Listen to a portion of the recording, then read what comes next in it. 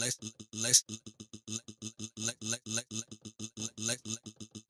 let's get to it. Oh my God. Gotta be selfish. I don't give a fuck. It's the sacrifice, but without great sacrifice and without great risk, there is no such thing as great reward. Can't have one. That math will never math. And I don't like this word, but I'm gonna say it because it's true. You have to be a little maniacal with the shit. Maniac, right? That word isn't good in a lot of situations, but when you're pursuing your destiny, when you identify with your destiny, you have to be selfish, you have to be maniacal, you have to be uncompromising. It don't matter how much it feel like it ain't gonna work. Delusional. Complete delusion. You gotta believe the delusion. Because it's only delusional until it works. So is it really delusional? A motherfucker only gonna call it delusion until it don't work for nobody else to see, but for the whole world to see. And then once the world see it, there's nothing delusional about it. Now your delusion becomes, oh, he was a fucking genius. Shout out to that boy Busta Rhymes, man.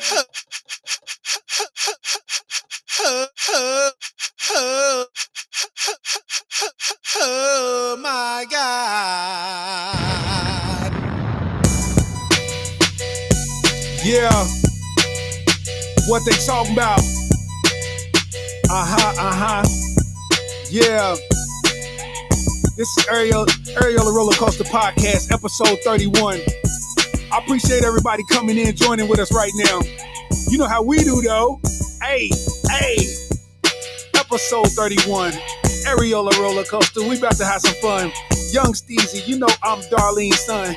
I ain't here to play with nobody, fight, no guns, like, we really do it. The boys from Kentucky, man, they really stupid. And I mean that in a good way. I mean that in a hood way. You know how I do it, man. I do it, nigga, real like what this nigga should say.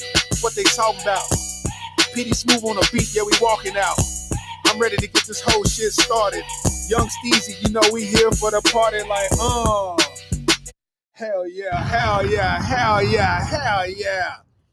Hey, man, welcome to the Areola Rollercoaster Podcast, man. The first motherfucking episode in 2024, man. It's a new year. You know what I'm saying? We starting off fresh, man. Episode 31. I appreciate everybody out here, man, getting into the joint, man. You know what I'm saying? Appreciate everybody checking in, man, on YouTube. Shout out to everybody checking in on Facebook. You know what I mean? Shout out to everybody checking in on Twitter. Shout out to the people on Twitch, man. We everywhere. You know what I'm saying? We getting this in. We making it happen. You understand what I'm saying? It's a whole lot going on right now in the world, man. 2024 is starting with a bang, you hear me? 2024 is starting with a bang, man. You know what I'm saying? I am ready to get to it, man. I am ready to get to it, man. Before I do all of that, man, let me shout out everybody out there, man. Shout out to my dog, Kurt Machiavelli. Shout out to Slim Newton. 30 seconds in, he already trying to roast. Come on, man. I'm understanding how you got on YouTube on a garage remote. You on an Android. You charge your phone by sticking it in the microwave. You hit 30 seconds. And you get out and you got 60% glare. Come on, man. Don't watch my stream on an Android. You're going to bring my numbers down. Come on, man. Come on, man. Shout out to Marcus Beatty. You know what I'm saying? Shout out to Kyle. What up, though? You know what I'm saying? He said, I saw the word Areola and naturally stopped. Salute to that.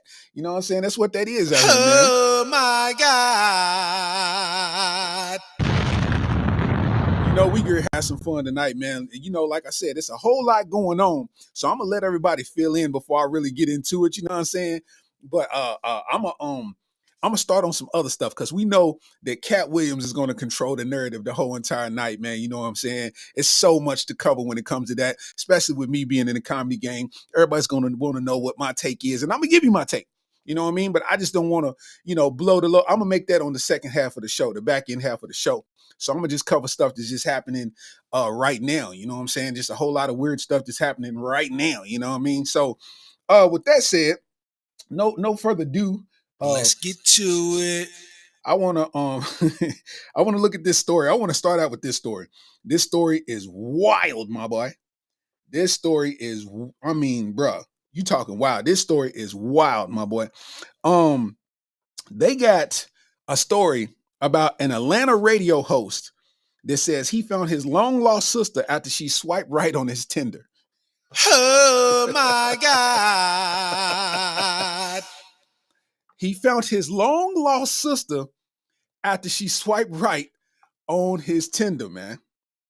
I'm talking about, bruh tweeted about it too. That's what's wild. Like he said, bruh, dating in Atlanta is not a real place. Tell me why I found my long lost sister from her swiping right on my Tinder. He said, for context though, he said, I've never had a relationship with my biological father, not even a little bit. I knew who he was. He was just absent from my life since a kid. I had a father figure. It just wasn't my dad. Said over the holiday, my mom reached out to him on Facebook to get some questions answered. If y'all know me, you already know how I feel about rekindling things with people. Said she's telling me more about him and what she had gathered, and she tells me about him having a daughter that works for CNN. He said, my daddy's a bitch, but at least he produced 2 kids at the height of their profession. Even losers have purpose. He said, but again, if y'all know me, I don't care about none of that. So this conversation happened Thursday the 28th, right before New Year's. So Monday night, the 1st, I get in my apartment and I open Tinder. Now that I got the Tinder account, that tells me who swiped my Tinder profile and I can match or decline from there. So I get a match and I kind of recognize the name. So I swipe and do some research on the socials and then it hits me. He said, it's Monday night. I'm thinking this has to be the biggest coincidence in the world. And she has to know, right? But she don't know. And she messages me on not just Tinder, but IG too. He said, my sister was actively trying to bag me. Yo, listen to what I'm telling you, my boy. That's a forever stain, man. That's a forever stain that your sister tried to bag you on Twitter. Like your long lost sister, you never met her yet, but the time that y'all met, it just so happened to be on Twitter. I mean, on Tinder. That's wild. That's wild. He said, what's crazy about it all is she don't have a relationship with him either. And so basically they just roam in the world and ended up finding each other. Good thing they caught it. You know what I'm saying? At least they wasn't 3 sessions in, because that would have been weird. You know what I'm saying? That would have been weird. They 3 sessions in and now they found out that they blood brother and sister. Like what? Hey, that's wild. That's a wild take, because one, I don't know nothing about dating apps. I mean, I don't know about y'all. Have y'all ever been on dating apps? I ain't never really been involved in a dating app, so I can't tell you what that would be like. You know what I'm saying? Like I've never downloaded none of that. Plenty of Fish, Tinder. I couldn't tell you nothing about it.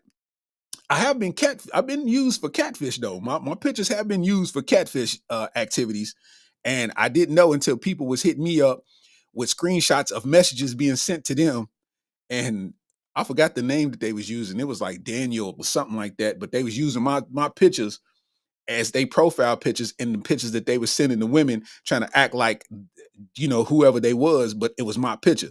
So that's as far as I've gotten in that game, you know what I mean? But that's wild to be on Tinder and have that happen. Like like I said, I've never been a part of that world, but I've had partners who've been a part of that world. And when your partners give you the drill, like, they tell you what's really good. It ain't no holding back.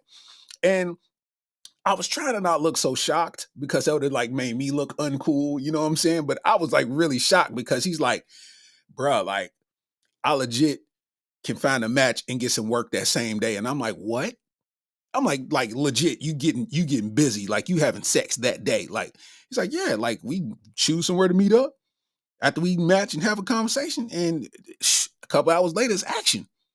And then we'll decide if we want to ever talk to each other again. And I'm like, bro, you're an evil villain. Like, cause what? I can't compute that as being a thing, but I guess I'm late to the party because this has always been going on, right? It's all types of, like, I'm a comedian. People know me in my town for telling jokes. I'm on flyers. I done been on commercials. I can never have a Tinder. If I had a Tinder profile, bro, do you know what? Like, it would be so weird, bro. Like, they probably screenshot that and send it to my kids. Like, bro, what?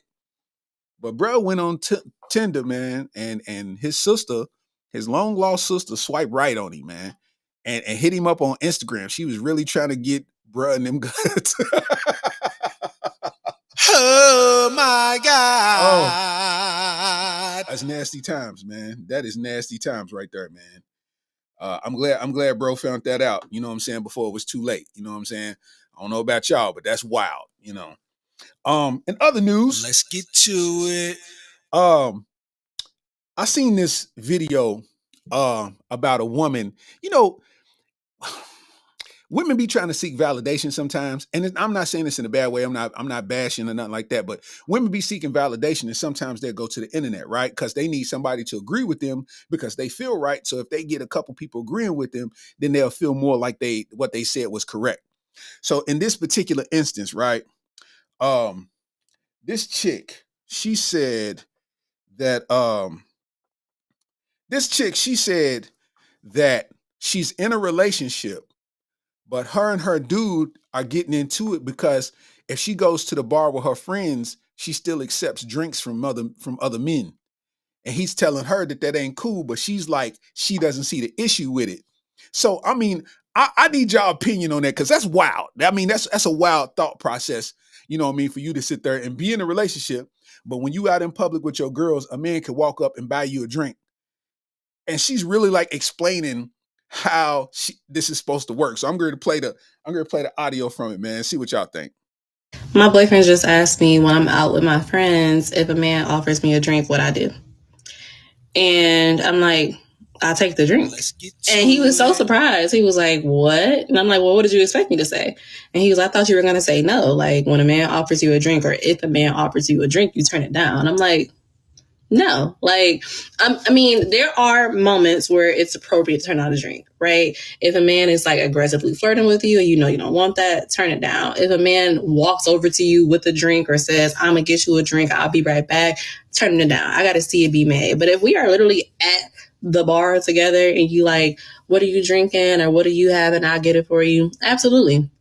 And then I set the standards or the expectation afterwards that not only are you buying a drink for me and my friends, but we're not about to sit here and talk and mingle and flirt afterwards. Like, if you buy me a drink, I want you to know that you are literally just buying me a drink. Thank you. I appreciate it. But I'm not turning down the drink. Like, I guess that's like the whole point. My point is I'm not turning down a free drink, especially when you get it for me and my friends. Like, for what? What do I get out of that other than no drink? Listen, man, it ain't a beverage out there that exists that's gonna make me okay with somebody buying my girl a drink. I don't even want a woman to buy my girl a drink. Like, what are we talking about right here? You are telling me that it's okay for another man to walk up, get your attention, and buy you a drink. You talking about I'm gonna accept a drink, but it ain't no conversation. It ain't no whole lot of. It's only a handful of stupid niggas out there that'll actually go for that. People are buying drinks with a purpose, and you know, and that gives you the like the ability to, you know, get something put in your drink. You know what I'm saying? Something turns into something. You know what I'm saying? And just imagine if something get put in your drink, something new that you don't know about, something that's invisible, dissolves real quick. You never knew it happened. What if the bartender is in on the plot? You thinking that the bartender just poured the shot. You don't even know the stuff is already in the cup. You drink the drink, and all of a sudden you drugged up, and you don't make it home until, you know, somebody that had their way with you. Now you apologizing to your man because now your man got to find out who did this to you, not knowing that you just out here accepting everybody's drinks. You know what I'm saying? What y'all think about that? That's wild to me that she actually thinks what she said was okay. I've never been a fan of that. I've never been a fan of that. I'm not overprotective. I just know that escalations can happen. A shoulder to cry on become a dick to sit on. You know what I'm saying? I learned that the hard way in my life. So I don't do all that. You ain't agree to sit here and tell me that you got a crush on a celebrity. We don't do none of that. I don't do none of that. Because I ain't agree to sit there and tell you I got a crush on a celebrity. I might think that whoever is the flyest chick on the planet, but I ain't gonna sit there and tell you that. Why would I say that to you? You know what I mean? And why would I allow you to say that to me? Ooh, Usher is so fine. Well, shit, have Usher help you with this goddamn light bill then that keeps getting turned off. Like, what are we doing? You know what I mean? But that's just me. That's just me. I don't know about y'all. I am not letting nothing about my girl drink. If she accepts the drink, then she better sip it for as long as that drink better last the rest of her life. Cause I'm done. I'm good. we can cut this off right now. You better go and find that dude that bought that drink and ask him to buy you some more. Cause we through. If he can buy you a drink, he can buy you anything else. You know what I mean? It's the way I see it. I don't know. Maybe things is different around the world, but the way I see it, that's wild. For real. In other news, Let's get to it. Social media, hold on. It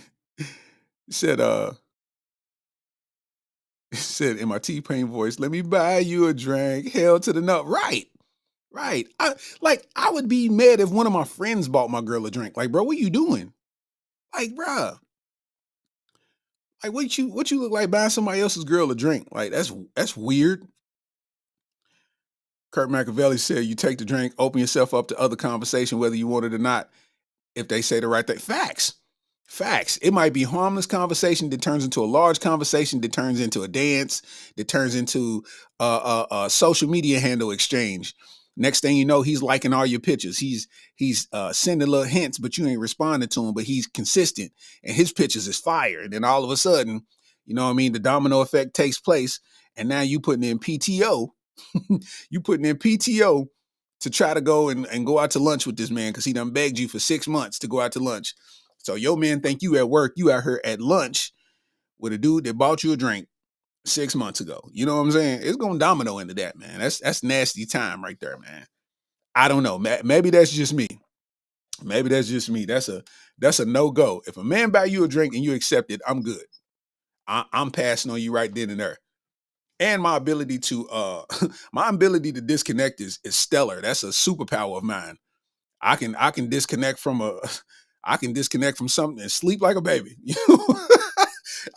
So you can try me if you want to. We gonna make it happen then. Said somebody can buy her a rum and coke and say, "How about them Raiders?" Nah, facts though, man. It's boundaries that you gotta have, man. If you in a relationship and you still accessible by the public, in that kind of fashion, then you just don't need to be in a relationship. You for the streets. It is what it is. She talking about that me and my friends, you came to the bar with the intent to buy your own drinks. So what's it gonna hurt you to spend your $20, $30 on drinks with you and the friends? If y'all putting in y'all money, y'all splitting it in half. So what's the deal? You want it because it's free? You willing to entertain a man because he bought you free alcohol that you planned on buying yourself? It don't make sense. You know what I mean? But maybe, like I said, maybe that's just me. I'm different. I don't know. I'm a nigga that ain't never had a Tinder account. I ain't got nothing against people who be on, dating sites, but I don't know. I don't know, man. Kyle said, I had a coworker bake me a birthday cake once and my girl was mad as fuck. Says she had plenty to say. She even nicknamed her cake. Now I can't even ask her for cake or I get a side of, facts, you fucked up for L. You fucked up forever, bro. When you sit there and you accepted that cake and brought it home, yeah. Even if you just bit into it and said, bro, you fucked up forever. Y'all can't go do nothing. She gonna bring up that cake. It's birthday. I guess you could call a girl to make you a cake. Like, damn, man, it was just a cake, bro. Like, but you can't accept it. What you were supposed to do, Kyle, you was supposed to accept that cake, get some of the cake. It might have been good, but you don't never take it to the crib, my boy. You got to keep that in the trunk of the car, or you got to make up some type of, you know what I'm saying? Miss Betty made this cake for me. You can't say that it's a coworker that's your same age. That's competition. You know what I'm saying? If it's Miss Betty, then it's different. You know what I'm saying? You got to make up something. You can't bring it to the crib. Bro, you are wild for even trying that, bro. You ain't gonna never be able to eat cake. You ain't gonna be able to eat no foods that start with C. Cake, chicken, burger. You know what I mean?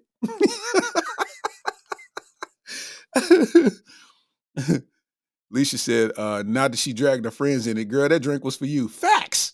Facts, man. It's like you sitting there, man. You sitting there and you bringing your friends in to equalize it. When my friends got drinks too, he bought everybody drinks. No, I don't give a fuck about none of them friends. You accepted the drink. They can accept all that they want to because I ain't got nothing to do with that. Now you got to go. Now you got to act like a parent. If your friends jump off a bridge, you gonna jump off the bridge too. You got to go that far with it now. You know what I'm saying? It don't make no sense, bro.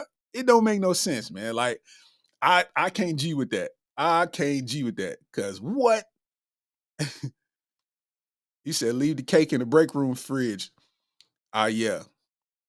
But you risking it though, because you always got that one nasty motherfucker to be eating everybody's food and shit. So you come back and the slice looks a little bit different. It ain't as triangular. It's a little open now. It's like, I don't want this cake no more, bro. It's over. They need to make a cake pan with a padlock on it for break rooms.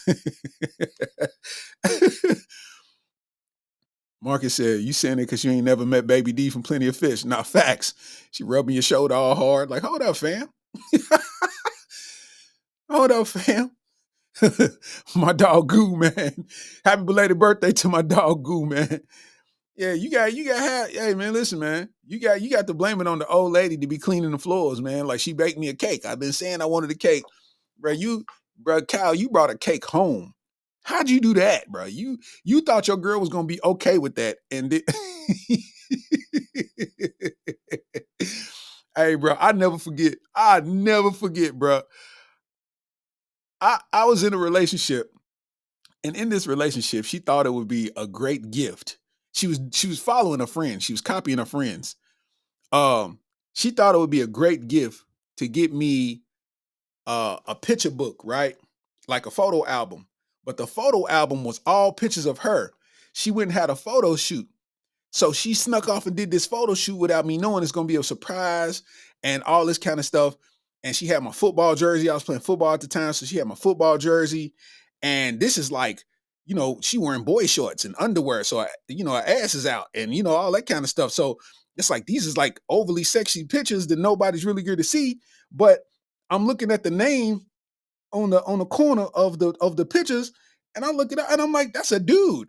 Like you went somewhere and had a man take pictures of you, fam? And she's thinking this is a great gift. I'm like, bro, this is not a good gift. You just let a nigga take pictures of you in underwear, fam. Like, what are you doing? That's not a great gift. Like you snuck and made that happen. Like I had no idea that you was somewhere in the building in your underwear taking sexy pictures. And you thinking that this dude is being professional, that nigga got them pictures in his files, still to this day. That nigga didn't delete them pictures. He got pictures of you in his computer. And you attached to me, so how do I look? Like, what? What kind of gift is that? Never had another photo shoot again. I'll tell you that much. Never had a photo Never had another photo shoot again. Fuck is you talking about? Said this is not a good gift. This is for me. This ain't for me or you. But yeah, facts. How you gonna have a photo shoot, take the pictures, put it in the album, and present it to me as a gift? I still would have been weirded out if it was a woman that took the pictures, but it was a whole man on the other side of that camera that got to see my girl in her underwear taking sexy pictures. Like, fam, what? I immediately like, dog, who the fuck took these pictures? That's what I'm worried about. Like, can I have anything sacred for me? Like, what? Yeah, man, Kyle, you can't accept no cake from no chick, man, because that was her way of letting her know that she trying to be your work wife. That girl that made you that cake, she trying to be your work wife. You can probably brush up with you can put this part on a nipple when when y'all pass each other on the highway. You can put that part of your elbow on a nipple when y'all pass each other now.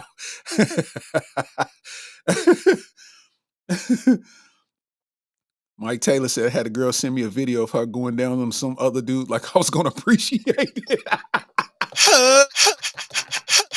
Oh my God.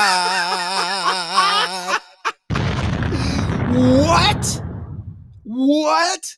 You had a girl send you a video of her going down on another dude. Like, look at what I can do. Bitch, you blocked. The fuck? Look at me suck dick. Blocked. Don't, what? I don't even, bruh. It's out the factory. We know you give head. I didn't say I wanted to see you give head. Like, what? She sent you a video. Hey, bruh, yeah, she was on some other. You know she did that because that's worked with people before. That's why she did that with you. She was comfortable sending you a video of her giving somebody else some head because that's worked before with other dudes. She's like, I can get away with that, so I'm gonna just send it to him and he's gonna ooh and ah like the last dude did. You are never going to talk to me again, ever.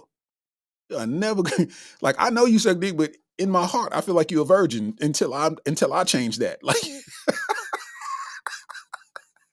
he said the shit was uninspired too. Oh, and it was trash. Like, hey, you a real one though, Mike, because you watched it in its entirety though. He was like, I am going. Since you got it here, I'm gonna see how you get down. I'm gonna watch how you get down now. I didn't want it, but since it's here, I'm gonna watch how you get down. You know what I'm saying? She sent you a video of her giving another dude head as her audition tape. What? It is wild out here in the world, bro. Cal over here accepting cake from his work wife and bringing it home to his real wife. I done got a gift of a photo album full of fucking risque pictures from my girlfriend at the time that another dude took. His name still got them pictures in their goddamn laptop, probably. He got them stored on a hard drive somewhere. You better believe it. I be telling girls all the time too. I'm like, y'all keep taking these risque pictures and these risque photo shoots, thinking that y'all doing something. Y'all be sexy, got the see-through, got your underwear, nipples showing and all that. Them photographers is putting that shit straight in the beat meat folder. That's what you got to understand. Them is going in the meat beat folder. You can think they professional if you want to. Them is going in the meat beat folder. They ain't never got to talk to you. They ain't never got to ask you for no pictures. They just always thought you was nice. And now they got these pictures of you in that bubble. You got oil on it. They watched you put oil on your cheeks. They stayed professional. If you notice, ladies, when you went and did them risque photo shoots, what did the photographer have on? He had on jeans, okay? The reason he had on jeans is because denim can hide the woody. Oh my God. Denim hides the woody. You understand what I'm saying? That's what you got to understand. Denim hides the woody. So he doing these photo shoots so you can't even see him get hard. Meanwhile, it's over folding up against itself like You ever blew up an air mattress or something heavy on it? That's what was happening with his shit inside them jeans.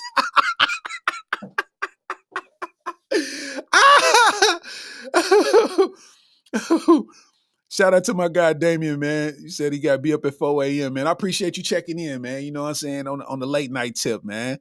Go ahead, get your money, man. You gotta wake up early, get to it, man. Get your bread. Shout out to my boy Damien, man. Project Body Bag. You know what I'm saying? Goose said he watched 2 minutes and 14 seconds of the video to find out it was trash. And he rewinded a couple sections 3 times. Like, okay, she gonna get real. She gonna go to the base. Let's see if she take it to the base. You know, when she take it to the base, it's important. Like, oh, you wildin'. Okay.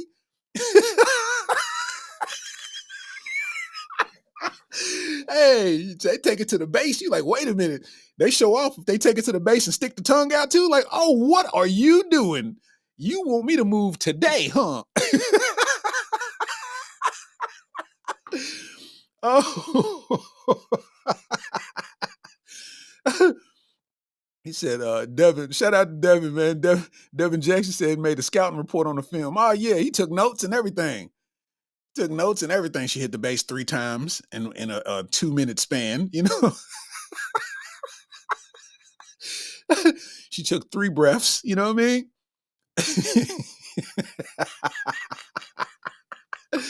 Shout out to my dog, Demond Cherry, man. Shout out, man. What up, Demond, man?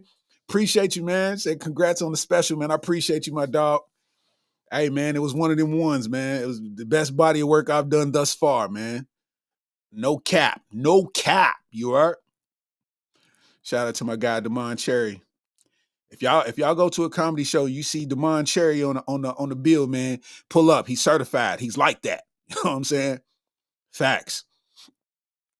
Come on, Mike, man. Mike said he had to turn the volume off. Dude was way too into it.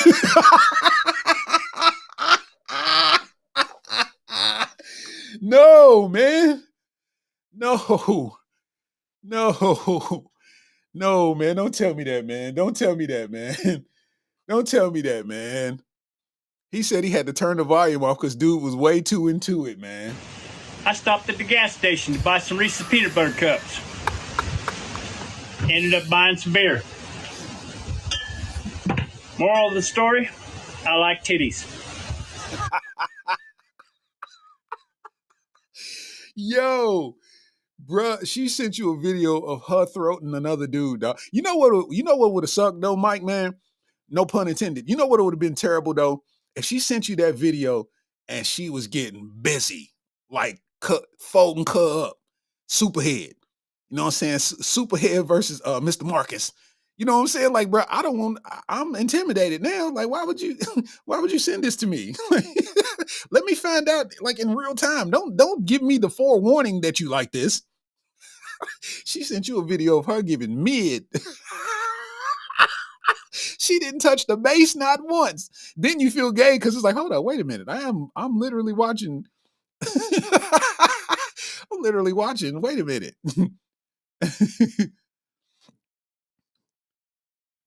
Mon said he came in late. So what I was talking about, man, Damon, was this girl, she got on social media and she said that her boyfriend got mad at her because when she goes out with her friends, she still accepts drinks from men. Like she lets men buy her drinks. She don't let it go nowhere, but she's like, as long as he's buying drinks for her friends, she's going to accept them. And she's trying to like make it make sense to where she's saying that it's okay for her to accept drinks from other men, right? So I was saying like, for me, that's not going to fly. Like I can't see that being okay because that's just a transition into other things. You thinking that you just agree to take this man's drink, you're going to take this man's drink, ignore him, and not talk to him for the rest of the night. What if he catch an attitude and punch you in the back of your ponytail? Then what? Now, as your man, I have to be involved because he touched you, when you really should have never accepted the man's drink in the first place. So what if he touch you, he punch you in the back of your head, I come down to the club, I punch him, he has a seizure and pass away. Now I'm in jail because you decided to accept somebody's drink. You know what I'm saying? You see how far it can domino into something, all because you want some drinks that you planned to buy on your own, but because a dude walked up to you, you accepted those drinks. Accepting a drink from another man that ain't your man is disrespectful to your man. That's just the way I see it. So in the midst of that conversation, Kyle said that he had I'm gonna bring it back up on the screen. Kyle said that he had a coworker bake him a birthday cake, and he said his girl was mad as fuck. Said she had plenty to say, and she even nicknamed the girl's cake. Now he can't even ask her for cake or nothing because he's gonna get a side eye. I said, bro, you fucked up. You should have never brought that cake home because she was basically putting in the application to be a work wife, and you brought the application home for your real wife to see. And that there is a lifelong problem that you're gonna have to deal with. It's gonna be a long time for you actually, like she probably don't even want to, she be wanting to make cake, but she just always thinks of that situation. So she probably done convince you to try to get another job, a different job and all that. Like, you know what I mean? So we segued from that to Mike Taylor said, Mike Taylor said, we had transitioned from like, just weird auditions, you know what I'm saying? And Mike Taylor said that he had a girl send him a video of her going down on another dude, like as like showing what she's about, you know what I'm saying? Like he was supposed to like it, you know what I'm saying? And she said she was uninspired in the video. So that's a nasty time, is what I'm saying. It's wild out here in this world. One thing I can appreciate about being in a long-term relationship is I missed out on all of that weird, wild shit. I never experienced none of that. I know discussions with people, man. I done had discussions with people, man. They be giving their experiences, man. Yeah, man, I had a threesome, man, and this one chick, man, she did this and blah, blah, blah, and the girl started fighting, and one girl did this, and man, we had to go to court and da, da, da. And nigga, I can't relate. Never been there. Never been there. And I didn't realize that until, I'm sitting here out here in the real world, and I'm realizing that, oh shit, I was sheltered. I was actually protected from all of this. Like, so to see all of this type of stuff take place is real. That's why I don't know nothing about Tinder and Plenty of Fish and none of that. I don't know nothing about them dating sites, fam. I wouldn't dare get on none of them joints. Ain't no way. Ain't no way. I'm good. Ricky Devine said a new word. He said a new word for trash. That shit cake.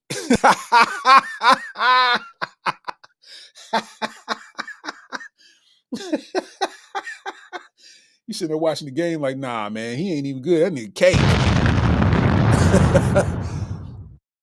Nakeem Joyce, what up, though? Yeah, so that was wild. That was super wild, man. In other news, Let's man. get to it. We've kind of seen things happen, right? We've kind of seen things happen out here in the social media world, but it be going over people's heads. Demond said, oh yeah, he should have left that cake in the break room. I actually met my wife on Plenty of Fish. Facts. God damn it. Oh my God.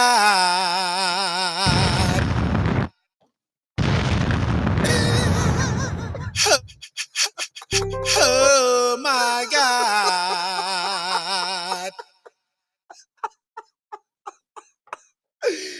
I'm not laughing at the fact that you met your wife on Plenty of Fish. I'm laughing because probably 10 strokes in, you like, dog, I love her. Like,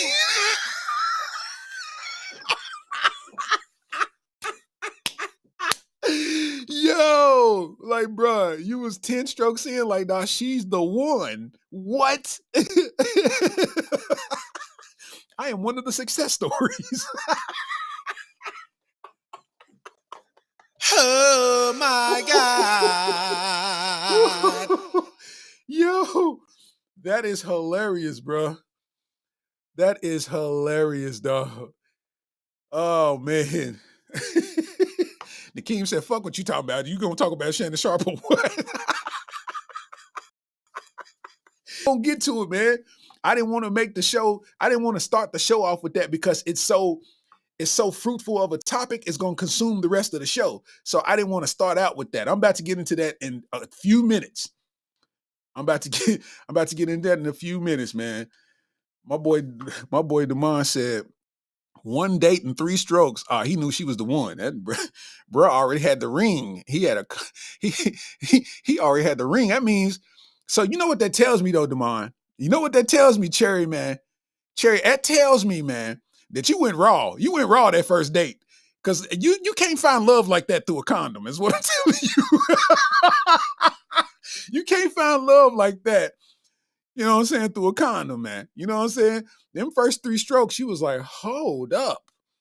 Why is my back tingling? Like, you know what I mean? Like, it was meaning something to you right there. I ain't mad at you, man.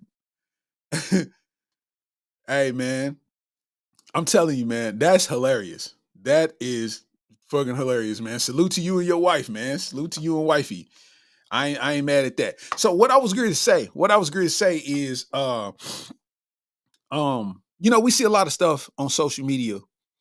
Representations, it's a gender war going on, men versus women, what a man should do, what a woman should do. It's always that case of that. Like, you just scroll through Instagram and it's always like, if a man walks into a house and it's women around, or my granny always told me that a woman is da-da-da. It's always like a gender war type thing going on. So what I saw was, I had saw a video medley, like a video compilation put together of LeBron James's wife, Savannah James, of how she interacts and takes pictures with certain fans. Right? So the video is her taking pictures with men and taking pictures with women. And her interactions are different with them, in the sense that anytime a man is trying to take a picture with her, she don't do it.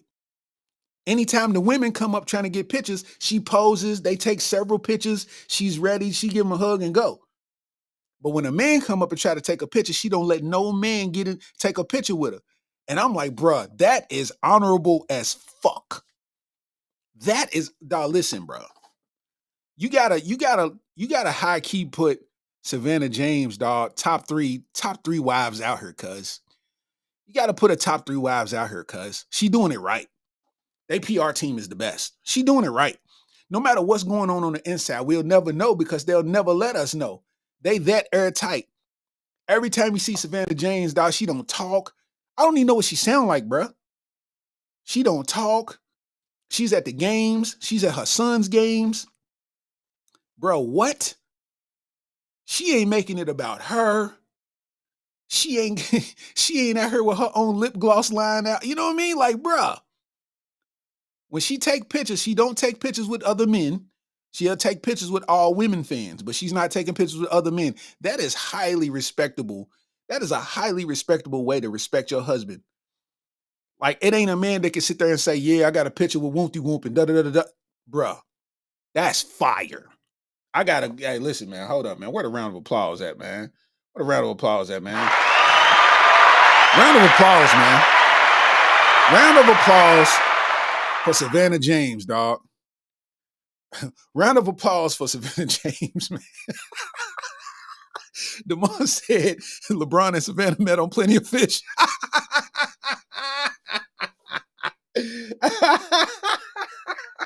You scored with that one. You scored with that one, man. Savannah James is cold. Savannah James is cold in multiple ways. It's just the mystique of who she is makes her cold because you just don't know. Like all these other people's wives, it's like even the president, even like Joe Biden, not Joe Biden, but Donald Trump, like even him, you can just Google his wife naked on the internet. Like you can just see that. You can't do that with Savannah James. Savannah James is cold, bro. Savannah James be snapping, bro. Like that's fire, man. Shout out to LeBron and Savannah, man. You know what I'm saying? Mike Jordan could never. Oh my God. So yo, I'm gonna get into one more topic before we get into this Katt Williams subject. I'm gonna get into one more topic before we get into this Katt Williams subject, man. Let me find it. Okay. So first of all, let me give a round of applause real quick, man. Round of applause, nigga. Round of applause, man. Round of applause to the head coach of FAMU. Head coach at FAMU, Willie Simmons, is leaving the HBCU to become a running back coach at Duke University. Duke offered Simmons a $100K salary increase. FAMU called its alumni to raise $100K to match the offer, but Simmons turned it down. So now people was kind of judging Willie Simmons for leaving the HBCU to go be a running back coach at Duke. And I sit there and I got to applaud, bro, because first of all, HBCUs don't have funding. So you put in your work to make the HBCU FAMU what it is. You know, you put in your time and you wanted a raise, but they couldn't afford to give you a raise. They started to come up with the money once you found somebody willing to offer you more money for a position with less responsibility, right? A running back coach, you don't have the responsibility that a head coach does. So you could go to a better university in Duke compared to FAMU. Duke is a way more esteemed university to where you could potentially become head coach because you're a part of the staff, right? And you get $100,000 increase, my boy. So you mean to tell me I can get $100,000 and cut my responsibility to a third of what it was? I'm out of here, bro. Out of here. See y'all. I did my job. Go FAMU Rattlers. I'm out of here. I'm a Duke Blue Devil now. What would you do? What would you do? I know I'm out of there. If I'm sitting there and I've been the head coach for however long and I've been wanting a raise and y'all can't give me a raise, so Duke offers me $100,000 more than what I'm making per year, $100,000 more per year to be a running back coach, I go from a head coach to a position coach. You know how much responsibility that a head coach has? Everything got to flow through you. When you're a running back coach, you just report to the head coach. Handle your business, report to the head coach. For $100,000 more dollars, less responsibility, I'm out of there. Out of there. They always try to guilt trip you with the HBCU. Well, you leaving a black university and the kids need, bro. Y'all talking about $30,000. For that, I might as well work at Toyota. I might as well work at Toyota. You know what I'm saying? Shout out to Korea Michelle. What up, dog? What up, dog? That's my thing. Like, bro, if you, I'm gonna have a third of the responsibility that I used to have for $100,000 more dollars. I can put in work here, show that I'm. My resume already speaks as a head coach. My resume already speaks as a head coach. So if I can do that, and end up going to another university that is an esteemed university that has a reputation for being a powerhouse in sports, whether it's football or basketball, Duke is Duke. So if the coach leaves and somehow you become an interim coach and you go on a 10-game win streak, bro, you could come into millions. Why would not leave? Bro, come on, man. They said, what did Deion Sanders say? He said what they say, they either elevate you or erase you or something like that. It's like you either gonna elevate or they gonna get rid of you, basically. So what you gonna do? You gonna stay there until they get rid of you, or you gonna elevate and leave on good terms? I'm out of there. Out of there. Out of there. You know what I'm saying? That's what I'm saying. So yeah, we gonna turn this up, man. We're gonna get into it, man. You know what I'm saying? We're gonna get into it real quick, man. So yeah, what we got coming up, man, you already know. If you ain't seen the interview by now, Katt Williams on the Club Shay Shay podcast. Katt Williams got on there, man. He pulled out the chopper and he aimed that hoe at everybody. He aimed that hoe at everybody. So check it. As a comedian, now I gotta talk. Everybody done saw the interview. I think the thing was almost 3 hours. Highly entertaining. The thing that's shocking all for everybody that's watching is they never knew that the comedy game was like this. Me being 12 years in, I'm literally, I'm probably about 5 or 6 days from my 13th year in comedy, right? So I've been experiencing this for a long time, right? I've been experiencing, and I don't want to make it personal to me because I'm going to get into that too. Like, basically, I've been experiencing a lot of cattiness and gatekeeping in the comedy game for a long, long time. Like, what Katt Williams did, I think it was necessary. I mean, the way he went about it, the way he went about it might not have been, the best. I don't know. But at the same time, when you got money and you self-sustaining, you can say what you want and do what you want to do. You know what I'm saying? Like, you can do what you want to do. So he took shots at Ricky Smiley, Cedric the Entertainer, Faison Love, Chris Tucker. Who else he take shots at? Steve Harvey. He talked bad about everybody. And the thing is, when you talk about gatekeeping and you talk about cliques in comedy, that's a real thing. If you don't know what gatekeeping is like somebody having access to clubs or stages or shows, and instead of being open and letting people that's in the fraternity of comedy get in, instead they keep it all for them and their crew and don't let nobody inside. That's gatekeeping because you're afraid that somebody's going to come in and take something away from you. This exists even on my level. You know what I'm saying? Like, it's people to gatekeep. It's clubs around here that I ain't never touched. You know what I'm saying? And I know people that are in direct contact with the people that do the booking, but they won't put you on just because they might be afraid that they might lose a spot. You know what I'm saying?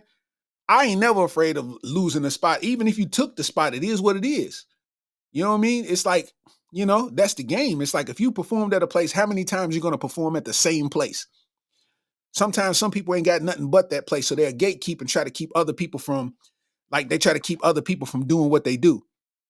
Mino Slick said that's in everything. Yeah, that's facts. That's that. And the engineers do it. Rappers do it. DJs do it. I'm sure it's gatekeeping and painting. You're not going to get the acrylic 5. Like, you know what I'm saying? They doing everything in their power to try to keep things up their way. You know what I'm saying?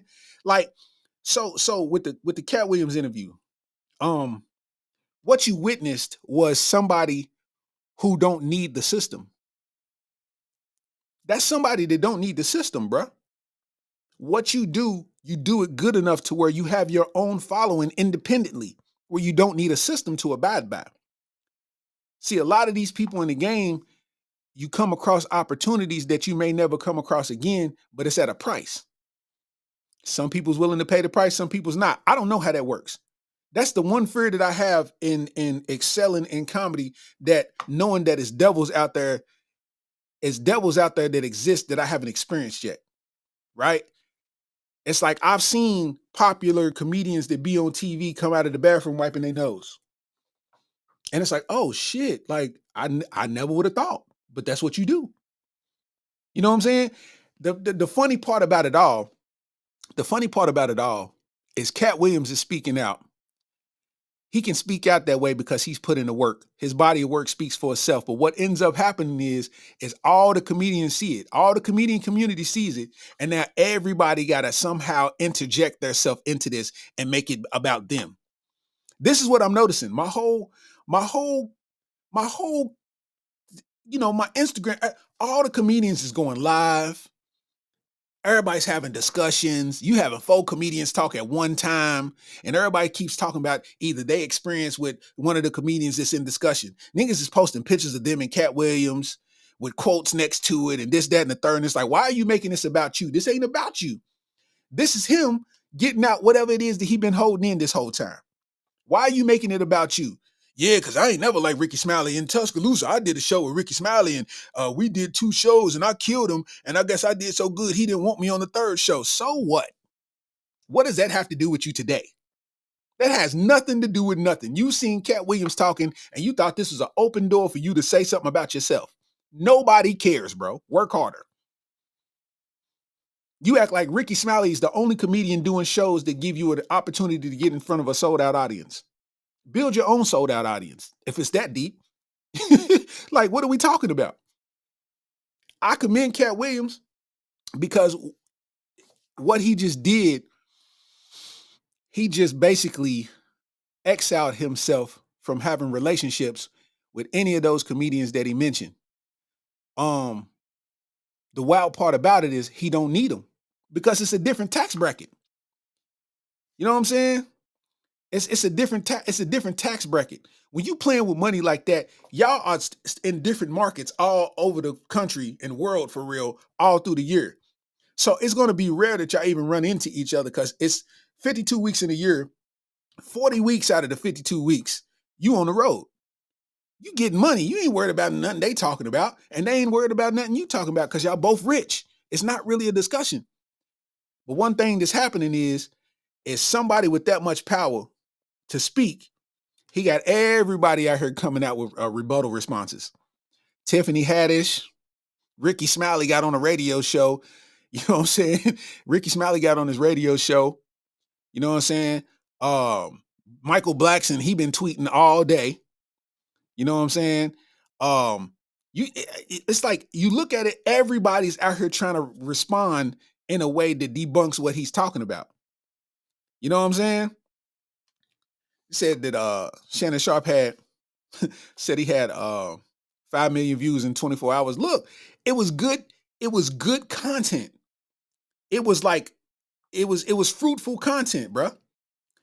And comedians that understand, like Damon knows, it's been times, man, I remember, and this ain't got nothing to do with Katt Williams, but it's just in the sense of gatekeeping. I remember I was supposed to do a show at a club in Cincinnati, right? I won't even say the name of the club. I was supposed to do a show at a club in Cincinnati. And I'd never been to that club. So the person that was doing the booking, he's a comedian too, but I've never met him before. That was going to be my first time meeting him. He hit me up. I ain't know nothing about it, you know? So what I did at the time, that was when you used to put the flyer as your Facebook profile picture, you know? So that was my next upcoming show. So this was like a Monday. So the show was on a Friday. So that Monday I posted the flyer so it could be what people see all week. So the dude that's throwing that booked me, he tells me to take he hits me up and tells me to take the picture off the flyer. I mean, take the picture off my profile picture, because he don't want people to get confused. And I said, what you mean? I live in Lexington. This is in Cincinnati. What do you mean get confused? Like that's not even, I'm not even in that market. Like people, you know what I'm saying? And he's like, but I don't want you to have the picture up right now. And I'm like, you can't tell me when to post the flyer. Like you ain't gonna tell me when I can put it on my profile picture and when I can't just because you booked me to the club. I ain't got nothing to do with nothing. That's a personal thing that you're trying to make it. And then he said, well, all right, you off the show then, don't worry about it.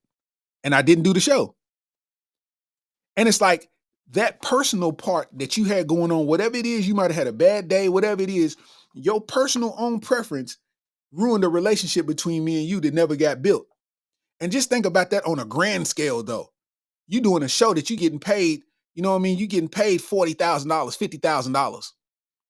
And somebody's trying to mess with your money to where you end up getting $25,000, $30,000. You're going to have a real issue. You know what I'm saying? You're going to have a real issue.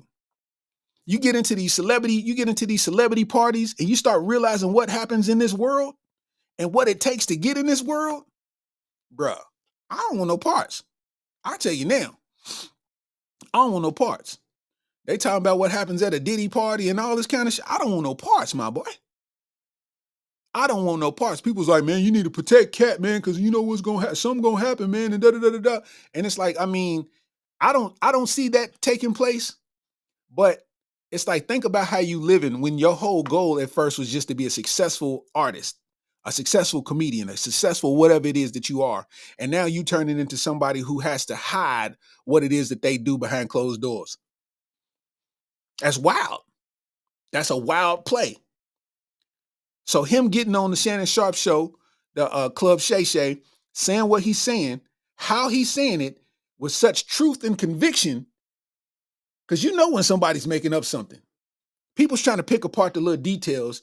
I don't know why I expect a human to be perfect in a 3-hour discussion. You expect him to be perfect with everything he's saying. Oh, he said he read 3,000 books and he runs a 4.3. That's what you took out of that? That's what you took out of what he just said. Everything he just said, you talking about, I don't believe he run a 4.3. So what about all the real shit he said, though? Who cares about what speed he runs? He's talking. It's a discussion. You know what I'm saying? Like, I'm sitting here reading people's comments, and some people's like, well, he's being messy, and this, that, and the third, and da. Sometimes people get fed up. If you notice, Katt Williams don't never really be on social media like that. Like, he's not on social media like all the other people that we know. You know what I'm saying? So with all of these people having these discussions about Katt Williams most of the time been mute. For years, he's been mute. So this particular time he speaks up, and he speaks up flagrantly. So now he done turned the whole internet upside down. I bet you if you look at his name, if you Google his name's probably trending 500 million times. You know? And that's what's wild, because now he's starting to expose truths that nobody ever knew about. Now all of a sudden they starting to find Cedric the Entertainer jokes that somebody else told way before that show. Now it ain't none of my business. I don't know how it transpired. I don't know who did it first, but I did see what I saw. The Bominicious joke. You know what I'm saying? The Bominicious joke. I saw that. That came from a TV show that came out way before the Kings of Comedy. That Bominicious joke, and he just took it and made it into something else. I don't know. It is what it is. Tiffany said, I've been around so many of these comedians since I was younger, and still to this day, they go through a lot and be very fed up at some point. I love Katt. He's one of my favorite hair clients. Yeah, like, the thing about it's comedians out there that steal jokes. I think it was Carlos Mencia or something like that. He was notorious for it, because if you ain't got a big name and you in the club and they watching you and your shit hitting, they think like, oh, I could take that joke, add this to it, man, and do this show and do my special, and everybody's gonna think it's my joke because they don't know him. You know what I'm saying? That's something that exists in comedy. That's something that exists. And being that you ain't got no name, if you say somebody stole my joke, nobody cares. Just go write another one. Nobody cares. Even Dave Chappelle was talking about that in one of his specials. How somebody took his joke and then pay him for it. You know what I'm saying? OG Tim Northern in the building. You know what I'm saying? OG comedian. OG comedian. He know what he talking about, man. Said he's saying it's truth. It is the truth. It is the truth. You know what I mean? Said truth mixed with a little razzle dazzle. It's entertainment, not facts. Coach Truck said it had 2.7 million views in one day. Facts. That's worth all the money spent to make that interview happen. Worth all the bread. So I'm going to start playing some excerpts from this, right? And I want to show y'all how much he rocked this shit, right? Like, one thing I want you to know, right? Let's just say somebody stole my jokes and I saw my joke on a special. It's literally nothing I could do about it. I'm going to complain to a bunch of people who could give a fuck. What I'm going to tell you for? He stole my joke. I just got to write another joke. It's part of the game. It's really literally nothing you can do but complain. You know what I'm saying? It's really nothing you can do but complain about it. So, hold on. Let me find where I'm at. Listen, Katt Williams got everybody so upset. He even got Trick Daddy getting at him. I'm like, what did this come about, man? Listen to this shit. Listen. And up, one of your stand-up, you was sarcastic saying that if Trick Daddy can own a restaurant, you can do anything. Look, well, nigga, you bulldagging looking up, nigga. I'm not no comedian. I'm a street nigga first, okay? Keep my name out your mouth, yes, nigga. Keep Ricky Smiley name out your mouth. Keep all OG's name out your mouth. If you don't like a person, you don't say. I've told people that I didn't think you was funny. I ain't never said I didn't like you. And I'm glad I didn't never say I didn't like you, because by me not thinking you were funny, I actually saw you one day and I was laughing my ass off. I was crying laughing one day. Remember that little boy put you in the headlock? I was crying fucking laughing that day, nigga. I mean, one of your... Listen, man. This nigga, you know Trick Daddy was mad because that nigga ain't even have a seatbelt on. That nigga was talking boom, boom, boom. That nigga was driving. That nigga was driving while doing that. That nigga took his eyes off the road. That nigga risked his life to get his point across to Katt Williams. Katt Williams got niggas out here super upset, bro. Super duper upset, bro. That is so wild to me, man. Listen to this, man. The richest man that ever lived. And I don't mean, please don't look at my net worth. I saw my net worth. I had that on me. I don't even. I swear to God.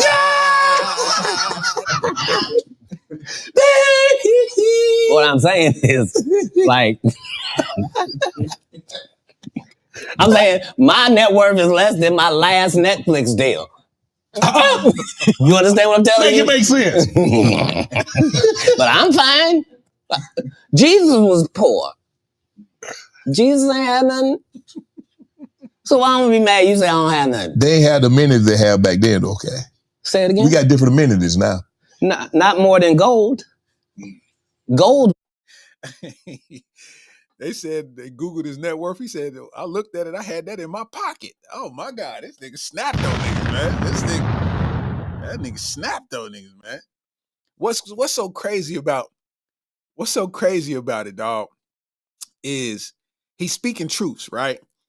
And malicious as they may be, you know, they must be the, you know, whatever truth is. It's like you talking about movie roles, you talking about money Mike, and all this kind of stuff. And it's like a lot of people has, you know, took shots because he went at Kevin Hart, he went at everybody, like, and everybody's responding.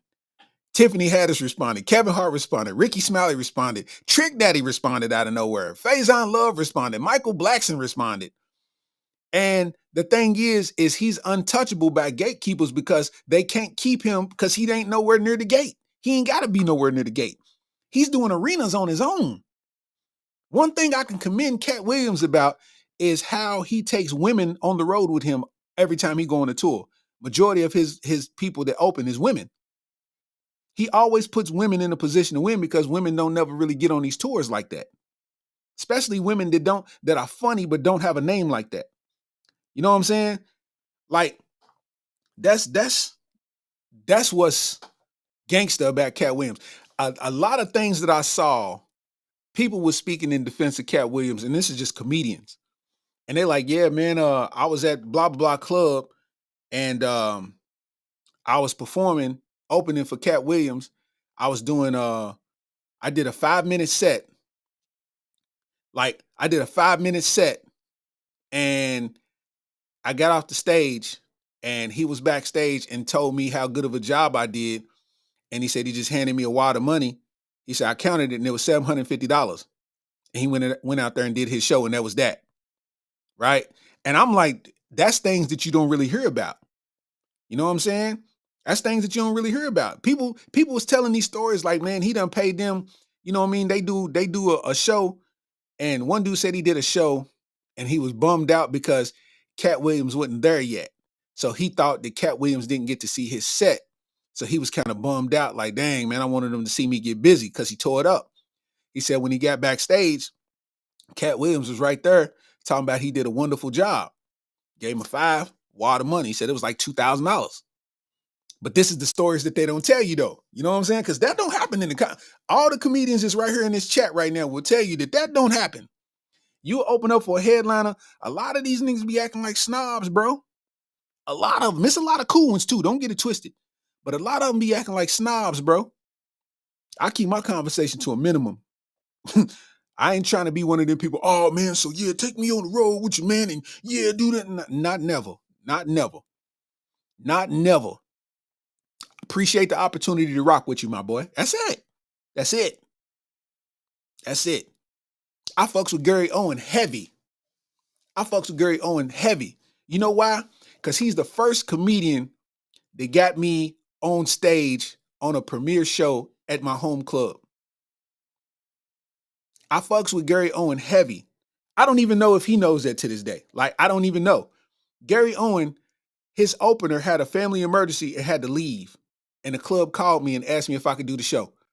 And I did like 4-5 shows and ripped them bitches in front of my city. Sold out shows. This is early in the game. This is my first opportunity to do sold out shows. I'm still doing open mics. So I'm doing sold out shows, 25-minute sets in front of my city. Turn this bitch up. It was like, yo, you gave, and ever since that day, I've been booked at that club ever since. Because that was the one opportunity for me to show what I had, right? So it's like, I thank Gary Owen all the time for that opportunity because the relationships I've built since then, the money I've made since then, and just the opportunity to perform. You know what I mean? Like, you know, Tiffany vouching, you know what I'm saying? Tiffany, I put it down, you know what I'm saying? Another person, Tiffany's Peoples, Adele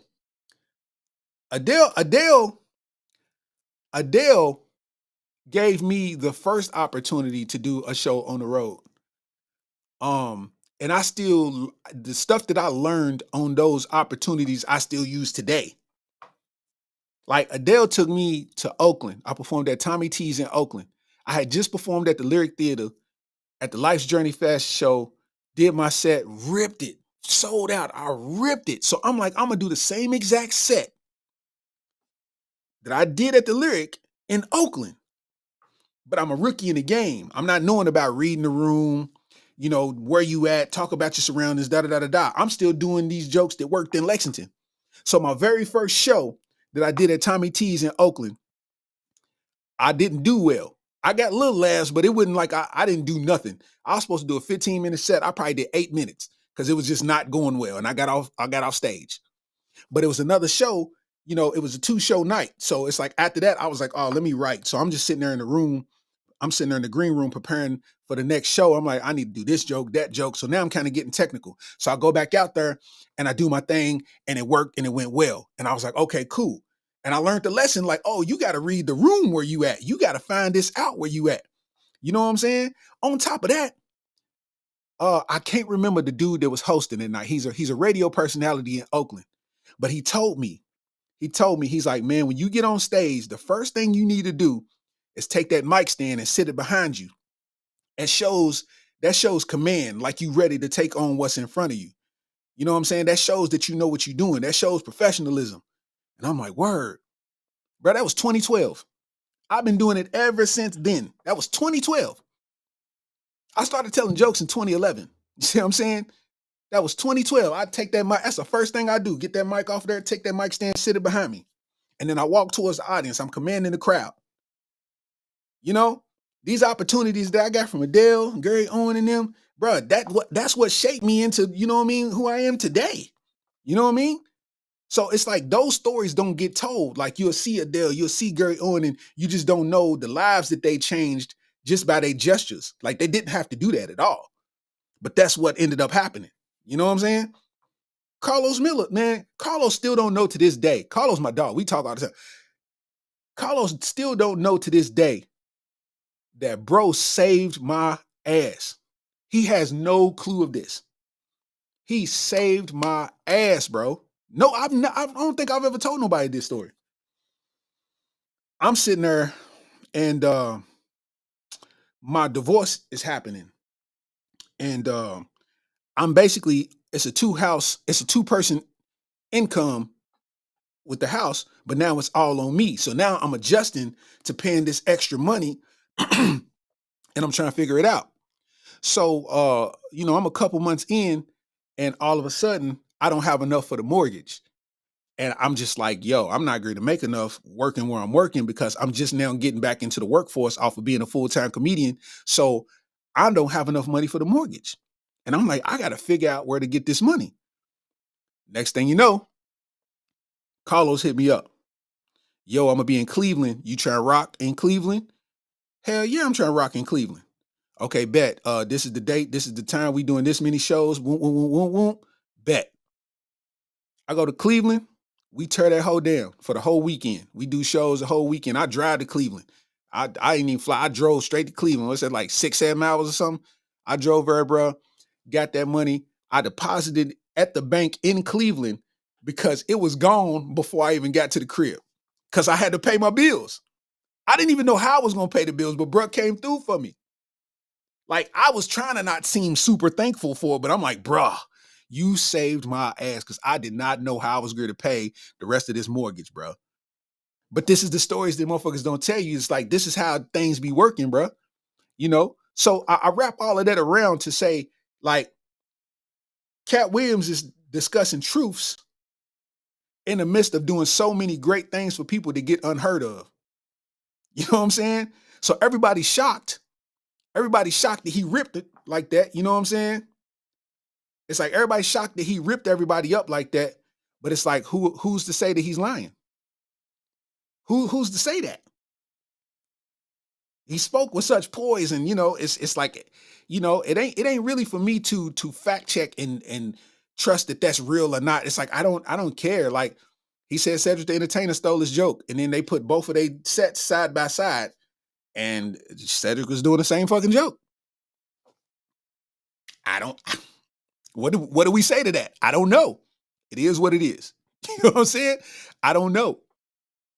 And then Scruncho tells a story about Scruncho, the comedian, the one that was a lot of people don't know who Scruncho is, but Scruncho's cold. Scruncho's a Cali dude. He's the one in How High with Mike Epps with you always say that now nutter powder. Like that's Scruncho. So Scruncho is really a gangster nigga for real. He said Katt Williams called him at a show. He called him saying he was going to a show that Cedric was at, talking about he's going to, get with him for stealing his jokes. And Scruncho's trying to talk him out of it and ended up saying like, yo, he's up on stage telling one of your jokes right now type shit. You know what I'm saying? And it's like, this is things that we never knew. This is stuff going on that we never knew.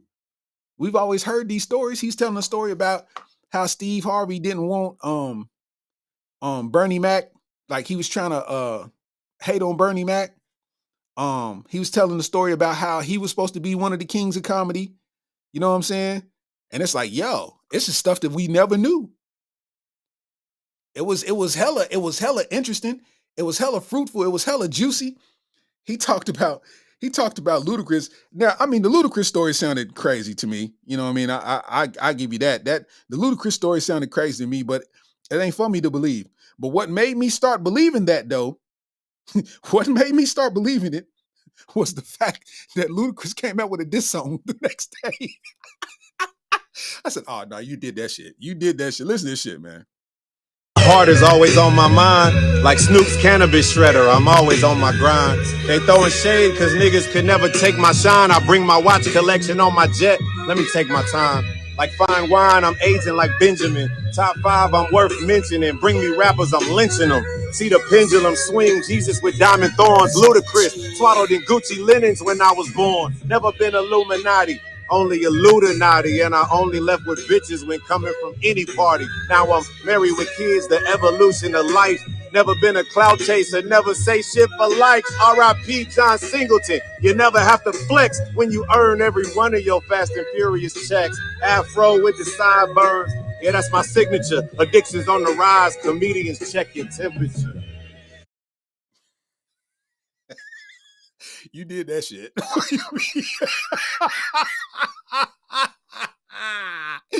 Yo, listen. You went to the you watched the interview at the crib and drove straight to the studio. You did a whole ass diss track, my boy. You did.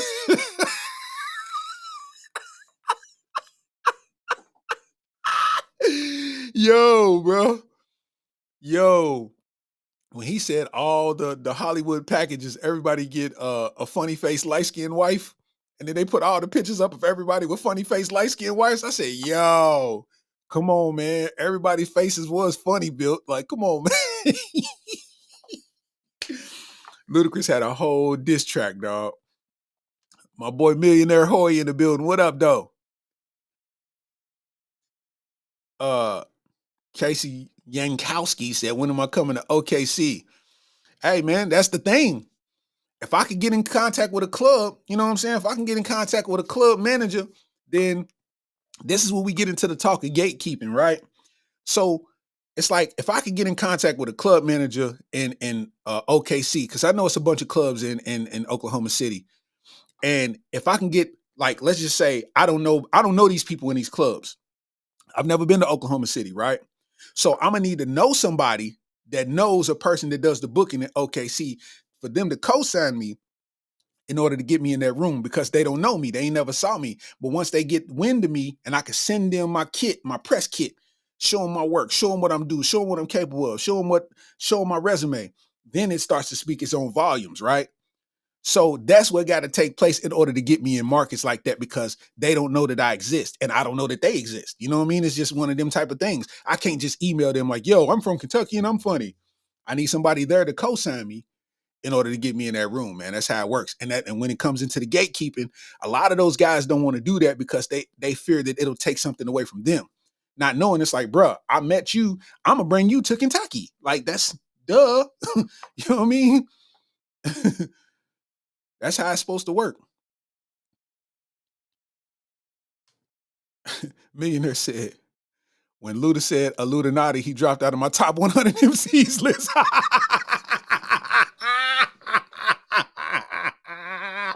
Yo, I sat there to myself and I said, bro, he did that shit. Illuminati, bro, you did that shit, bro. Whatever he said, you did it. I really didn't I really didn't care for what he was talking about when he was talking about Luda, but it's like, bro, like, come on, man. Like, Illuminati, all of the lyrics that you've created in your career, Illuminati, this is not 06. That is not gonna fly, guy. This is not 06. Yeah, Tiff, shoot it to me, man. You know what I'm saying? I got the press kit on deck, man. You know what I'm saying? I can't wait till the special get done, man. We still editing the special. When the special get done, that's gonna be the premiere work. You know what I'm saying? That's gonna be the premiere work. Illuminati. Coach Truck said it's gonna fuel the internet for a while. Nah, facts. It's really gonna fuel the internet for a while. And the thing is, man, the power of the tongue can change things. Katt Williams just could have had a regular interview, answered just the questions that Shannon Sharp asked, and that would have been what it was. Katt Williams made that interview one of the top interviews of the year, and I don't think it's going to be topped. Like, early in the year, it's going to be the one. I don't think it's going to be topped, because if anybody else do something like that, they ain't doing nothing but duplicating. They ain't doing nothing but copying off of what he done already did. You know what I'm saying? And it's like, I think in the comedy world, if we focused more on community than being apart from each other and gatekeeping and being clicked up, then man, it's no limit to where we can go with that. Because one thing that happens with, you know, comedians that rock with you and fuck with you is they'll watch you, right? Like, for instance, shout out to Black Ron, man. Black Ron is he's a writer for Wild 'N Out and super hilarious comedian out of Texas, man. I was doing a show with Black Ron, and Black Ron saw me perform, and he helped me punch up one of my jokes. And it's not a disrespectful thing. It's like, yo, that one joke you did, man, it gave me an idea. Like, what if you said this like this, and then you put this on the thing? And I'm like, oh, that's hard. And I went and did it the next show, and it killed. And that's how it works. That's how community works. It's like, let's build each other up to be the best whatever. You know what I'm saying? That's how that works. I remember when I went to All Def Digital in Los Angeles, right? I do the All Def Digital Roast Me. And in my head, I'm thinking, right? I'm thinking the only person I know walking in is Kev on stage and Keon Poli. Them is the only two people that I knew walking into All Def Digital. I didn't know anybody else. So everybody I'm meeting for the first time. So me watching Roast Me, I'm thinking, okay, we're going to go in here, we're going to roast. Everybody's boosting each other up to make each other grow because we grew to be in front of millions of people. But the thing that was happening was I had to realize in real time that the style of roasting that they doing is not a style that I do. Like, I don't try to, when we roasting back and forth, I don't try to dismiss what you just said and make it seem less funny.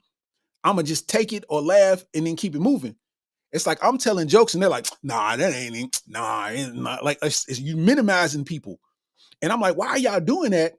Why are y'all doing that? Like, minimizing each other when we all can grow from this. Like, literally, we can have fans develop from us doing what we do. You know what I'm saying? And it's like, when I originally did my Roast Me, I told 6 jokes because I watched the tape back a bunch of times. In the midst of me while I was doing it, I felt like I wasn't doing well. And it started to make me hesitant to say something because I'm like, well, anything I say, they're going to hate on it. You know, it made me hesitant to speak. This is the Matt Rife episode, if you want to look it up. And this is before Matt Rife blew up into who he is now. So it's the Matt Rife episode. And I went 6 for 6. I actually watched the jokes back and I killed that shit. Them shits was hard. Them jokes, dog, I said some funny shit off of the top. I said some funny shit that I would use today. And I was coming off the top with, I think out of the 6 jokes, 5 of them was off the top. One of them was just something that I knew. You know what I'm saying? And it's like all Def Digital, man, Brandon Lewis, Billy Sorrells, Kev on stage, Craig Fax, all them, I still talk to them all the time. You know what I mean? But it's just that particular setup, it wasn't one that was conducive to community, like making us grow. I'm like, nigga, I'm trying to laugh at everybody's jokes to help your joke hit. If I'm laughing at what you said about me, I'm helping your joke hit. Even though it's funny, I'm not going to minimize it like that wasn't even funny. Like, I don't know about shit. Nah, that was funny. Me saying that is not minimizing you at all. You know what I'm saying? Like, if you all right, Tiffany Givens, man, have a good night. It's like when I say community, if we just gave each other opportunities and made each other better, then I think we would become unstoppable. The game changed. It's the algorithm game. It's the internet game. A motherfucker get a certain amount of followers and he can just retweet your shit. He can just repost your shit. Your shit gonna do numbers because they got that much momentum and swing with their shit.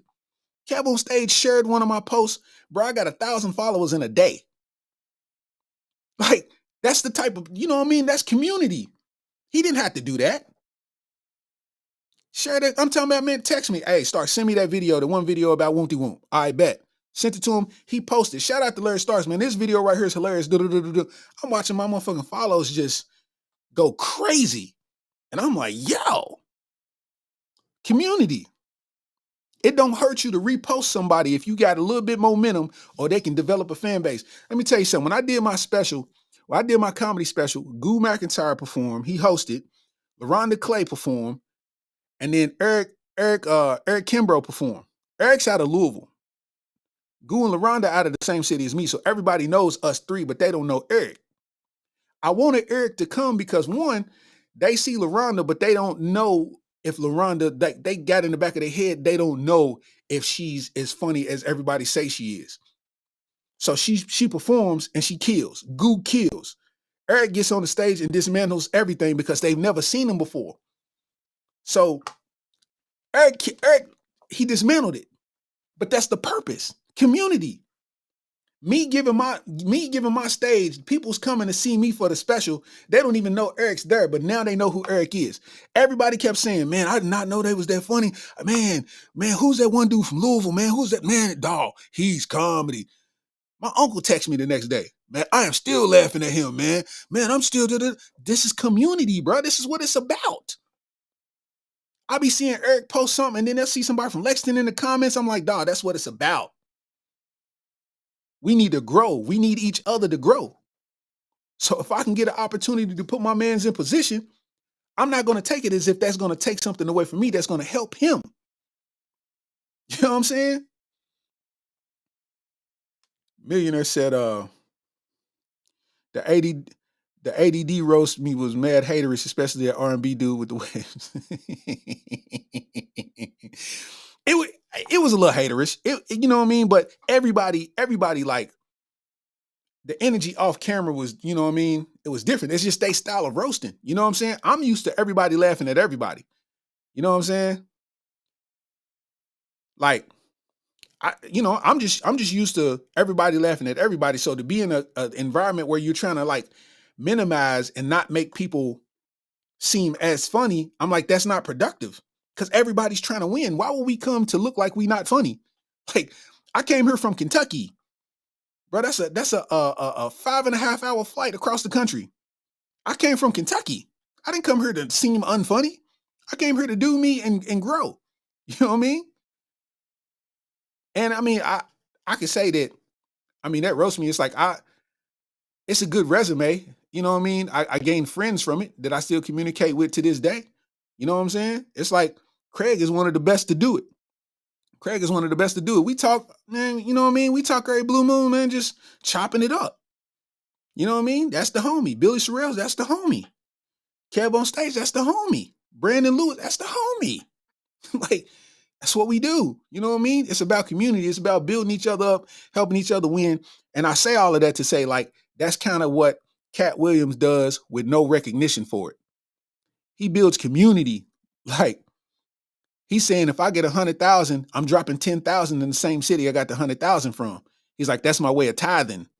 So I'm giving 10,000 back in some way, shape, or form. You know what I mean? And it's like, bro, think about how beautiful that is because you change shit for people. Those gestures that you forgot about because it was so simple to do, that lasts people for life.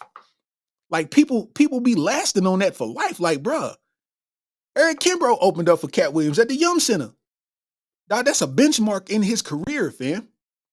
I got to perform in the Yum Center because of Katt Williams. That's a big accomplishment, bro. Like, understand that. You know what I mean? Ain't no better feeling than you being on the stage with people that you deem monsters and you are sitting there at the same level as they are with your jokes. They make you level up. The conversations that you have off the motherfucking scat, man, come on, bro. Real shit. I respect Katt Williams for speaking his truth. I respect how long it took him to do it because that shows that he was like ignoring the attacks and just keeping his head down and sticking to business, you know? And then it just got to the point where he said, fuck it. And he just, you know, he unleashed on people and he started talking and he's got receipts. Like he's talking in detail with receipts, you know? So it's like, it ain't for us to believe whether it's real or fake. It's more so for the other people who's so-called told a lie. If you live a lie, then you gotta, you know what I mean? It's gonna be expensive to keep that lie alive. And eventually that money well gonna run dry. So the truth is gonna come out sooner or later. You know what I mean? You know. Kimbro said, Katt gave me out his pocket at his show on top of what the promoter paid me. And see, I've heard that story multiple times, bro. Like, I've heard that story multiple times with people. You know what I'm saying? I've heard that story multiple times with comedians that interacted with Katt Williams. Like, man, I did a 5-minute set and he gave me $700 and told me keep pushing. And it's like, bro, that alone is just, it holds its own different kind of weight, bro. It just holds its own weight. It's wild, man. Coach Truck said, keep doing big things. You keep doing big things too, man. You know what I mean? What y'all do, man, for the high school sports world, man, is very much needed and appreciated, man. We appreciate you and Big Bew, man. Big Buford. But it's like, I've learned, like, watching Carlos interact with people that are fans of him, I learned, I mean, that's kind of my style anyway, but I learned from him to never let that shit get to your head. Like, you know what I'm saying? Like, I've watched people come up as fans, like just chicks like, Carlos, man, you did your thing, man. I just want to smoke a blunt with you. And he's like, shit, come to the back. And shit, they just sit back there and talk and smoke the blunt. Like, they just chilling. It wasn't nothing, no extra. It was just a conversation. Like, they just, and it's like, that's a lifelong experience for them. But to him, it's just like, all right, this is after the show. You know what I mean? I'm going to just be on some regular shit, some normal shit, whatever. You know what I mean? We walk in the hotel. Ain't you dude from Wildin' Out? He's like, nope. And he just walks off. And it's just like, we laughing about the shit. Like, you know, he's like, nigga, shit happens all the time. You know what I'm saying? It's like, bro, those experiences, like, it teaches you how to react when you get in those same situations, because your hand is so heavy, it can change things however it moves. You know what I'm saying? Like, I've never seen like Carlos and them treat people like bad. Like, they try to get shit in order, you know what I mean? And if some shit get, you know, hectic, then they handle it accordingly. But it's like, for the most part, everything be smooth, everything be cool. It be all love all the time. You know what I'm saying? Chico Bean shouted me out in front of my city. We at the Opera House. Chico Bean shouted me out in front of my city. He didn't have to do that. But that's a lifetime thing. That's in the books. That's in the books. He didn't have to do that. See what I'm saying? Like, no matter what a hater say, no matter what, it's like, bruh, that was right there in front of a packed house. Somebody that y'all came to see was talking about the hometown guy in a good way, quoting jokes verbatim. That's real love. Like, you know what I'm saying? Community, you know? DeMontre said, I didn't have a show with Katt Williams, but I did a show for a cat. Gave me $5 plus what the promoter gave me. It's tough out here, man. It's what I'm saying is, you know, they came up in the rawest era.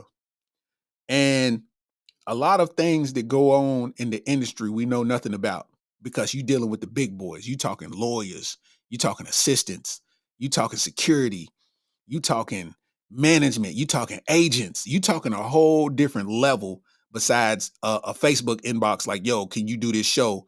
And I'm a cash app you. You know what I'm saying? Like, that's the, you know what I mean? It's a different level.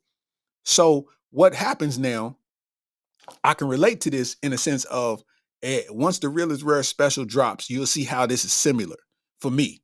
You know what I'm saying? In my special, I became vulnerable and I told truths that nobody knew about. You know, to the normal person, to the normal person, it'll seem like none of this stuff was possible to happen because it's never been spoken about. But then when I speak about it and I match it with receipts, the view changes. Now it's like, that's why everybody was locked into what Katt Williams was saying, hung on every single word, because he's saying it and he's matching it with receipts and nobody expected it. That's how this works. Now what happens is, since Katt Williams spoke his truth, everybody got to defend themselves now. And for the people that's wrong, you ain't going to do nothing but look goofy. If you try to combat back, like Michael Blackson's trying to roast back, you little midget nigga, like, bruh, he called you a person from Africa that has a fake African accent. He killed you. He shot you up. You out of here. It's real. Now, Michael Blackson, every time you talk about Katt Williams, you look silly. And Michael Blackson is one of the funniest comedians that I've seen in the history of me watching comedy shows. I saw Michael Blackson in Toronto, and my knee was stinging, and I didn't even know why my knee was stinging. It was because I was slapping it, laughing so hard. I thought Michael Blackson was going to kill my mama, boy, because she was laughing and not taking a breath, to the point where I'm like, get a pat on the back like a kid. Michael Blackson gets busy. But what I'm saying is him speaking out to everybody, you got to react in a mature way or you're going to look stupid. Kevin Hart, mature. Real short, simple, mature, leave it alone. He said a little sentence and then started promoting what he got next, his next film. Smart. Ricky Smiley got on a radio show, explained himself, had somebody come on the radio show, kind of vouch for what he's saying, and then said that he has no issue with Katt Williams, kept it peace. Smart. Because if you got rowdy and started talking crazy, you're going to look like Trick Daddy. Trick Daddy looks silly. Anything that they say, they're going to look goofy in defense. That was a masterclass of how to take up for yourself by Katt Williams. A complete and utter masterclass. The bravery that it takes to go against everybody in the industry that's a power player and stand on your own. You didn't mention nobody but yourself. You stood on your own against everybody. You talked about Earthquake. You talked about Kevin Hart. You talked about Tiffany Haddish. You talked about Faison Love. He took a little slight shot at Ari Spears. You talked about Ludacris. You talked about Chris Tucker. You talked about everybody, bro, that's a power player in the industry that you in and stood 10 toes on it. And what's wild is you can do that because you don't need them to survive. You have grown to a level to where a gatekeeper cannot affect you. People got to see beyond the wordplay and see the power that exists in their conversation. If that ain't your goal, then what you doing?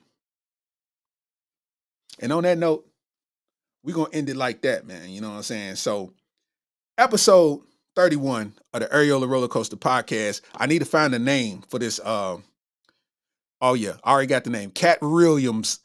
Katt Williams. Yeah, hell yeah. Let me type that in the thing, man. See what that pops up like. Let me see. Katt Williams.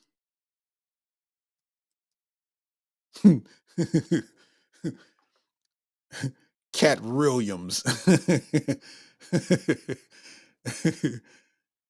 My Logan said, bro, your time is coming. And if I make it, I'm putting you on too. That's what it's about. Vice versa, man. See, this is the work that exists. This is the work that exists in the game. Right now, it's 11:57. I'm a father. My kids are teenagers and they self-sufficient, but I'm taking time away from my family to grind and be productive and go towards something, right? I'm putting my time towards something that's productive. This is my resume. You can look on my YouTube channel and I have 30 other episodes of me doing this right here. This costs money. The board that is hooked to costs money. If you can tell, my picture's a little bit more crispy. That's because I invested in a camera. And the camera's sitting on top of the MacBook that I invested in. The shine that you see on me, these are lights I invested in all by myself. This is nobody helping me with this. This is my investment. This is thousands of dollars worth of stuff that I had to get one at a time in order to present this, you know what I'm saying? Because I believe in me that much. You know what I mean? So with the help of community, I think the possibilities is endless. And that's what we're going to do. You know what I mean?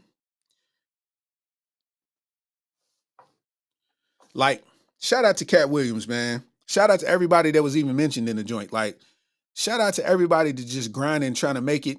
Shout out to people that found success. Shout out to the people that's going to find success in the future. You know what I'm saying? A lot of us comedians, people be thinking like, man, you going to blow up and you going to make it. And who's to say I ain't already made it though? Right? Who's to say that I didn't make it already? Because I mean, if you actually think about it, I'm doing what I love for a living. I'm not a millionaire. I'm not rich by no means, but the process is fun. You know how exciting it is to drive to a place knowing that you got a show and you walk in a room and it's full of people? That's the best part. You get on that stage and let it loose, my boy. That's the best part, man. You know? So with that said, man,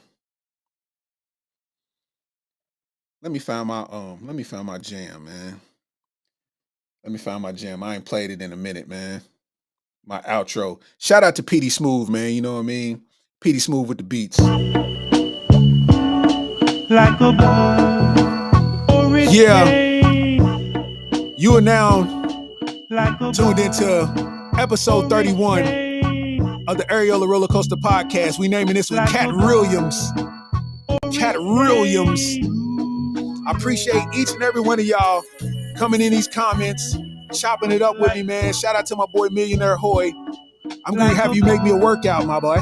You know, I be working out, but I be seeing you get busy, man. I need a workout, man. Shout out to everybody on YouTube.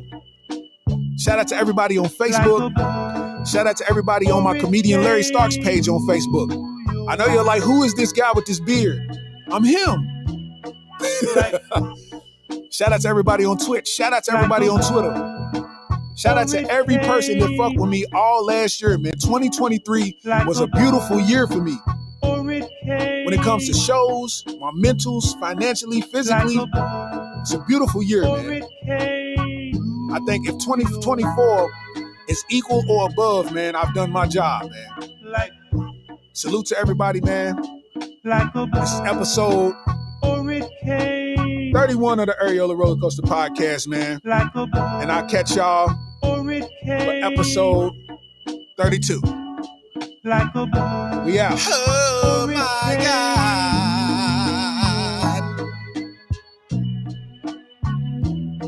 Like